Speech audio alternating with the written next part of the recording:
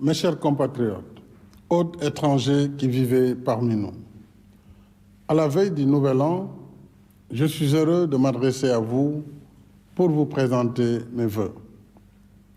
Ce soir, mes pensées vont d'abord vers les êtres chers qui nous ont quittés. Je prie avec vous pour qu'ils reposent en paix.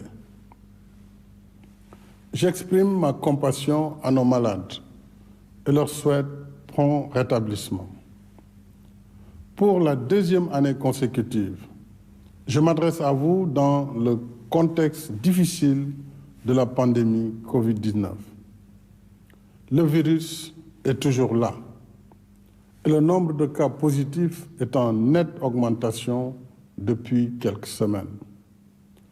Une fois de plus, j'appelle au respect des règles sanitaires, au port du masque et à la vaccination.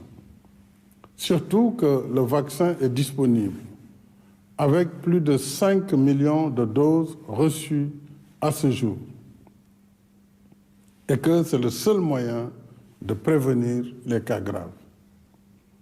À l'épreuve de la crise, notre système de santé reste résilient.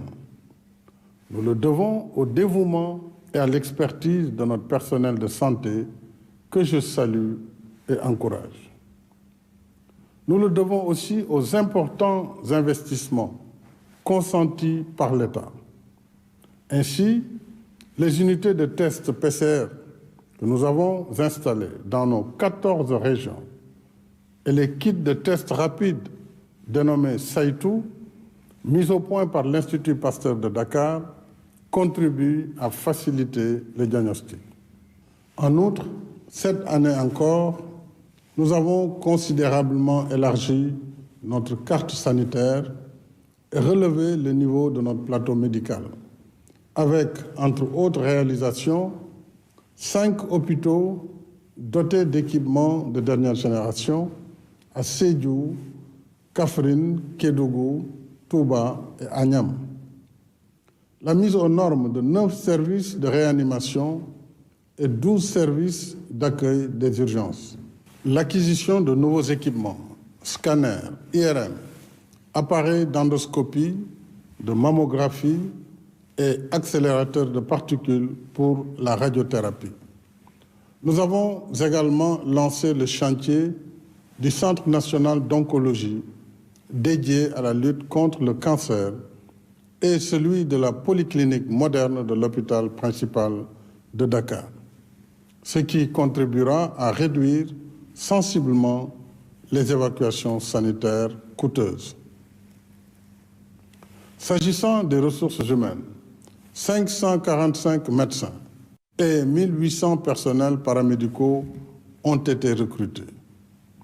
Nous déployons tous ces efforts dans un contexte mondial difficile, marqué par le renchérissement des importations à cause de la perturbation des chaînes de logistique, du coût élevé du fret et des restrictions sévères sur l'offre de biens et services. En dépit de cette conjoncture économique défavorable, nos finances publiques restent performantes. Ainsi, les recettes budgétaires de 2021 ont enregistré une hausse de 139 milliards, soit un accroissement de 5% par rapport à l'année 2020. C'est ce qui nous a permis de couvrir les dépenses de résilience liées à la Covid-19, aux inondations, au programme Xëyu Ndaw ñi et aux subventions du secteur de l'électricité. De plus, l'État continue de déployer d'importants efforts pour contenir la flambée des prix. Ainsi, pour la farine, le taux de la TVA a été ramené de 18 à 0% et celui des droits de douane de 5 à 0%. Sur l'huile, la taxe d'ajustement a baissé de 5%. Pour le riz, la suspension de la TVA reste maintenue. En outre, les prix homologués du gaz butane sont restés stables, alors que ceux du carburant n'ont pas connu de hausse. Les mesures de résilience face aux chocs extérieurs montrent aussi notre vulnérabilité vis-à-vis de l'étranger et la nécessité de réaliser au plus vite notre souveraineté alimentaire à la faveur du plan d'action prioritaire, ajusté et accéléré, dont l'agriculture, la pêche et l'élevage restent les piliers majeurs. C'est pourquoi l'État a consenti un investissement de 60 milliards de francs CFA en matériel et intrants agricoles pour la campagne agricole qui a généré des récoltes en hausse, notamment pour le riz, l'arachide, le manioc, le niébé, le coton, entre autres spéculations. En soutien aux producteurs, le prix plancher du kilogramme d'arachide a été maintenu à 250 francs CFA. Afin de moderniser davantage le secteur agricole et booster ses chaînes de valeur, nous porterons en 2022 les fermes Natangué à 1044 unités, en plus de la finalisation du programme d'acquisition de 700 tracteurs, 50 moissonneuses-batteuses, 400 kits d'irrigation, 100 magasins de stockage et 20 chambres froides. S'agissant de l'élevage, la subvention de l'achat de génisses laitières à haut potentiel génétique a été portée à 50% sur une durée de 10 ans. S'y ajoutent 8,5 milliards du projet d'appui et de valorisation des initiatives entrepreneuriales en faveur des femmes et des jeunes actifs dans les filières de l'élevage. Quant au secteur de la pêche, il a bénéficié d'importants investissements, dont l'acquisition d'un aéronef et la réhabilitation de 6 vedettes pour la lutte contre la pêche illicite, non déclarée et non réglementée. La distribution à ce jour de 2257 moteurs au titre du programme de soutien à la pêche artisanale. Un programme test de 269 balises pour la géolocalisation des embarcations de pêche artisanale dans les régions de Dakar, Thiès, Louga, Saint-Louis, Fatick et Ziguinchor, et l'acquisition de 55 camions frigorifiques. C'est dire que le gouvernement reste dans le temps de l'action et du travail qui façonne le visage du Sénégal émergent par la réalisation d'infrastructures de développement sur l'étendue du territoire national, notre pays est en plein chantier. Le 27 décembre dernier, nous avons inauguré la première phase de la ligne du TER de Dakar à Diamniadio, qui sera prolongée jusqu'à l'aéroport international Blaise Diagne. D'autres projets également importants dans l'amélioration de la circulation des personnes et des biens ont été finalisés, notamment les routes Fadiara-Bakel, Tambacounda-Goudiri, la boucle du Blouf entre Tandiem, Thionck-Essyl, Balengor et Koutangor, la route Kaffrine-Nganda, les emblématiques ponts de Foundiougne et Marsassoum, ainsi que les autoponts du rond-point de Yoff et de la cité Lobat Fall. 30 chantiers sont actuellement en cours, dont la ligne du bus rapide transit, BRT, qui reliera Guédiawaye à la gare de Petersen, l'autoroute Mbour-Fatick-Kaolack, l'axe routier Sénoba-Ziguinchor-Mpac, la route Goudiri-Kidira-Bakel, les ponts de Baïla et Djouloulou et les autoponts de Kermassar et Cambérène. En outre, le montage technique et financier de l'autoroute du Nord, Dakar-Tivaouane-Saint-Louis, et du chemin de fer Dakar-Tambacounda est en cours. Conformément à notre politique d'équité territoriale, le Sénégal de tous, nous avons aussi démarré un programme spécial de désenclavement portant sur plus de 2500 km de routes sur l'étendue du territoire national pour une durée de 3 ans. Les chantiers de ce programme spécial mobiliseront 60 entreprises sénégalaises, plus de 300 sous-traitants et généreront plus de 50 000 emplois. Ce programme comprendra, entre autres chantiers, le Dandemayo sur 150 km avec une dizaine de ponts, la deuxième boucle du Boudjé sur plus de 80 km, la boucle du Fogny, la route Mekhe-Pekes-Darumarnan, Bambey-Baba Garage, Kër Sambakan, Toubatoul, Baba Garage, Mekhe, Diogo, Fass-Boye, Khombol, Tchadjaï, Nguéniène, la route Bandafassi, Dindefelo et Kédougou, Fongolembi. Sur le transport urbain et interurbain, nous avons procédé au rééquilibrage de la concession de l'autoroute à péage Dakar-Diamniadio-AIBD après 2 années de renégociation du contrat initial qui remonte à 2009. Désormais, la société concessionnaire est ouverte à l'actionnariat national. La redevance domaniale annuelle qui était de 1 000 francs CFA seulement dans l'ancien contrat est maintenant fixée à 2% du chiffre d'affaires de la société avec un minimum de 800 millions par an à payer au Trésor public. En outre, les clauses et échéances de partage des revenus tirés de la concession sur la période 2021-2044 ont été révisées et l'État percevra à ce titre 13 milliards de francs CFA par an. Enfin, l'autoroute sera éclairée jusqu'à l'aéroport. Et pour 5 ans, il n'y aura pas de hausse des tarifs du péage. Je suis également heureux d'annoncer que nous engagerons en 2022 la modernisation du réseau de transport en commun de la région de Dakar. La première phase portera sur l'acquisition de 400 bus sobres en carbone pour desservir 14 lignes. Dans le domaine portuaire et du transport maritime, notre pays change de niveau pour se hisser aux meilleurs standards internationaux avec 2 investissements majeurs.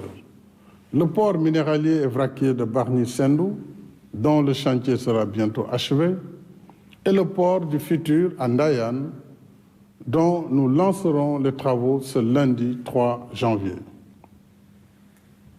Au-delà de ces infrastructures lourdes, nous poursuivons également les politiques novatrices d'équité territoriale et d'inclusion sociale dans nos villes et nos campagnes. Parce que tout le Sénégal mérite de vivre dans des conditions décentes.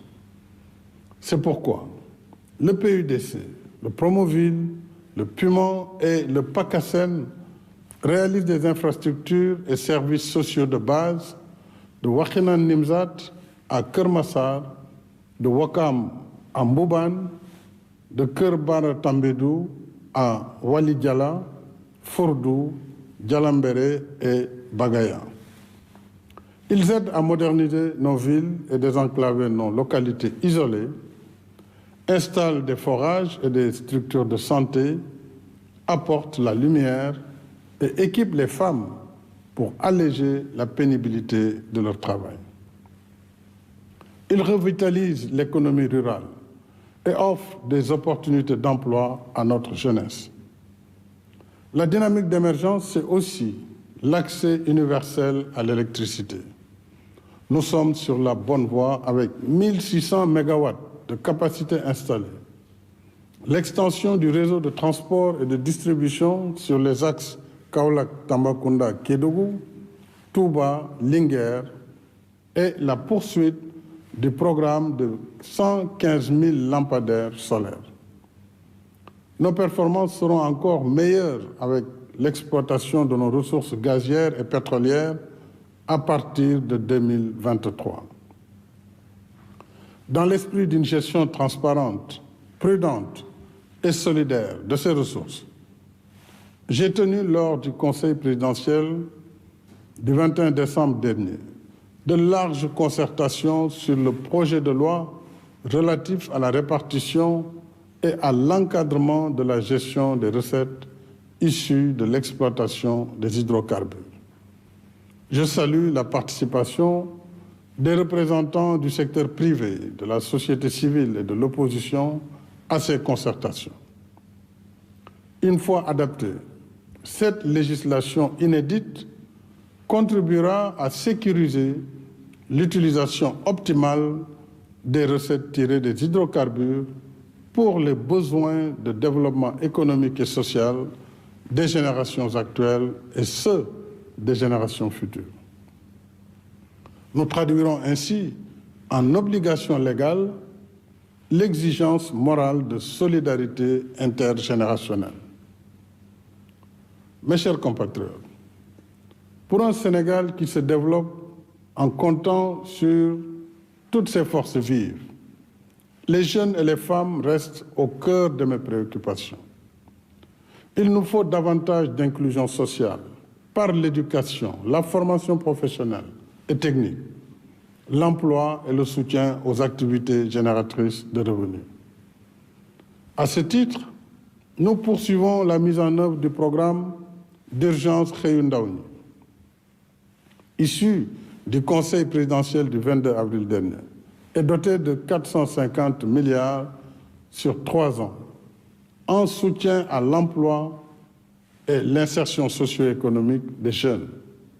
Dans ce cadre, 5 000 enseignants ont été recrutés à titre exceptionnel, en plus des 3 100 sortants des écoles de formation. En outre, nous avons réceptionné 14 centres de formation de proximité, allant de Tchoubalel à Bounkiling, Médina Gounass et Goudiri. À ce jour, la DER/FJ a directement financé plus de 130 000 bénéficiaires.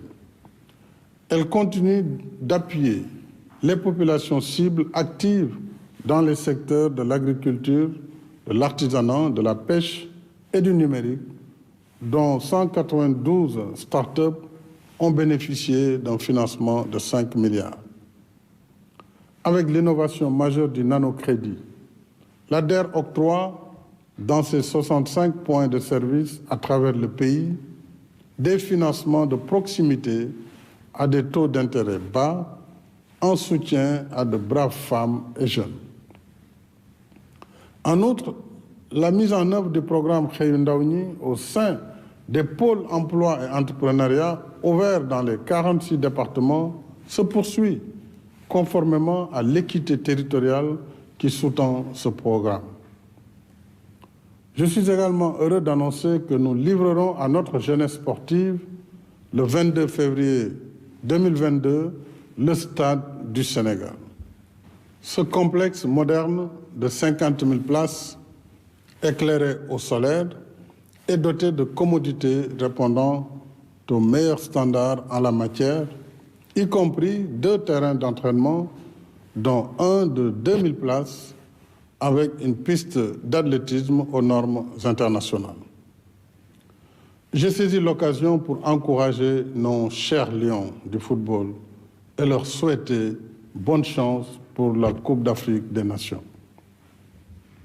Ce soir, je voudrais aussi redire combien je tiens à la poursuite des initiatives et programmes d'autonomisation et de protection des femmes par la lutte contre toutes les formes de violence faites aux femmes et aux filles. Parce que les femmes sont grand-mères, mères, épouses, sœurs, filles et nièces.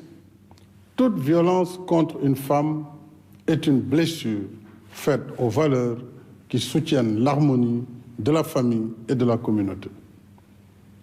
En améliorant la condition féminine, nous aidons à transformer positivement notre société. Mes chers compatriotes, l'année qui s'annonce verra notre pays assurer la présidence en exercice de l'Union africaine. C'est un honneur pour le Sénégal. mais surtout une responsabilité que nous assumerons en ayant à cœur la défense des intérêts de notre continent dans l'esprit panafricaniste qui a toujours animé notre diplomatie. 2022, c'est aussi l'année des élections locales en janvier et législatives en juin. En démocratie, une élection ne doit pas être source de violence, mais un éloge à la paix et un hymne à la liberté. Une élection, c'est l'occasion pour les citoyens, seuls dépositaires de la légitimité populaire, de choisir ceux et celles qui assumeront pour un temps la charge des affaires publiques en veillant sur le bien commun. Nos convictions et nos choix peuvent être différents. Mais pour l'histoire et le destin qui nous unissent, nous sommes tenus de préserver la paix, la sécurité, l'unité et la stabilité de notre pays. Ce sont là les fondements de la nation sénégalaise, le socle sur lequel repose notre vivre ensemble, dans la fraternité et la cohésion sociale. Alors, allons aux élections dans le calme et la sérénité et continuons ensuite ce vivre ensemble qui fait la force et la cohésion de la nation sénégalaise. Souvenons-nous surtout que les générations antérieures nous ont laissé en héritage une nation qui nous rassemble sous son aile protectrice. Si nous voulons être dignes de nos anciens, notre responsabilité, ce qui fera notre mérite et notre honneur, c'est d'entretenir ce patrimoine commun et de l'offrir en viatique à nos enfants, afin que de génération en génération, cette nation reste toujours debout, plus unie et plus forte. Pour ma part, je continuerai d'y consacrer toutes mes forces pour que vive le Sénégal dans la paix, la stabilité et la prospérité. À toutes et à tous, mes chers compatriotes, j'exprime mes sentiments affectueux. Je vous adresse mes meilleurs vœux de paix, de bonne santé, de bien-être et de réussite. Bonsoir et devenez.